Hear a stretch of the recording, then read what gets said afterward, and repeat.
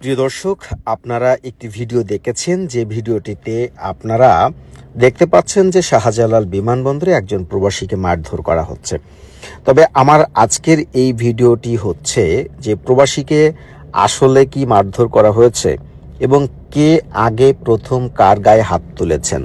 বিমান বাহিনীর সদস্যরা আগে গায়ে হাত তুলেছেন, নাকি যিনি প্রবাসী নরওয়ে থেকে এসেছেন তিনি আগে বিমান বাহিনীর সদস্যকে মেরেছেন, সেই বিষয়ে একটু আপনাদেরকে জানাতে চাই। তবে সিসিটিভির ফুটেজে আপনাদেরকে একটু দেখাতে চাই যে নরওয়ে থেকে আসা যাত্রী মোহাম্মদ গিয়াসউদ্দিন, তিনি কিন্তু ইতিমধ্যে হজরত শাহজালাল আন্তর্জাতিক বিমানবন্দরের যে ২ নম্বর টার্মিনাল রয়েছে সেটি দিয়ে কিন্তু তিনি বেরিয়ে পড়েছেন এবং বের হয়ে আসার পরে তিনি আবার ভেতরে প্রবেশ করতে চান এবং ভেতরে তিনি যখন প্রবেশ করতে চান তখন কিন্তু তিনি যে একজন প্রবাসী যাত্রী কিংবা তার কাছে যে পাসপোর্ট রয়েছে বা বোর্ডিং পাস কোনো কিছুই কিন্তু তিনি বিমান বাহিনীর সদস্যকে দেখাননি এবং বলেননি। সুতরাং একজন যাত্রী চাইলেই কিন্তু একটি স্পর্শকাতর এমন জায়গায় তিনি কিন্তু ভিতরে প্রবেশ করতে পারেন না।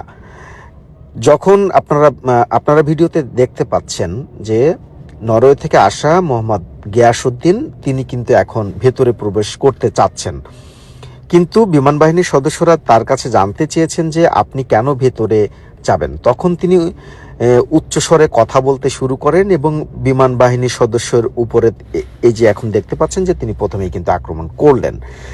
এরপর যখন একজন পোশাক পরিহিত একজন বাহিনীর সদস্যকে আক্রমণ করা হবে তখন নিশ্চয়ই আপনাদের ধারণা হওয়ারই কথা যে তিনি কিন্তু বসে থাকবেন না, তিনিও কিন্তু নিজেকে আত্মরক্ষার জন্য তিনি অবশ্যই চেষ্টা করবেন এবং সেই কাজটি বিমান বাহিনীর সদস্যরা করেছে।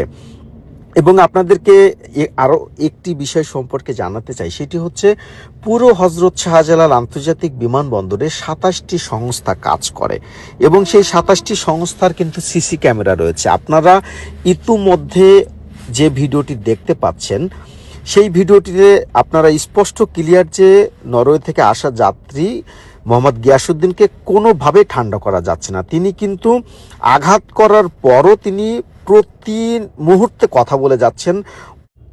তিনি যেমন একই সঙ্গে বিমান বাহিনীর উপর চড়াও হচ্ছিলেন, একই সঙ্গে বিমান বাহিনীকে নিয়ে বাজে মন্তব্য করতেও তিনি দ্বিধাবোধ করেননি।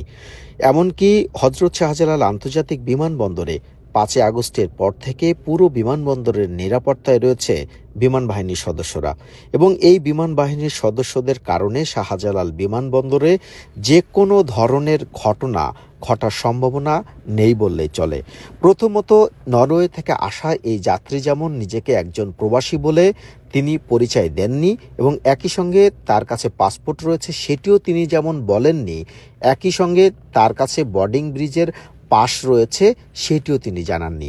সুতরাং একজন সাধারণ মানুষকে কেন বিমানবন্দরের ভেতরে স্পর্শকাতর একটি জায়গায় বিমান বাহিনীর সদস্যরা প্রবেশ করতে দিবেন সেটি নিয়ে যেমন প্রশ্ন থাকে, একই সঙ্গে নিরাপত্তার বিধানটি তো রয়েছেই।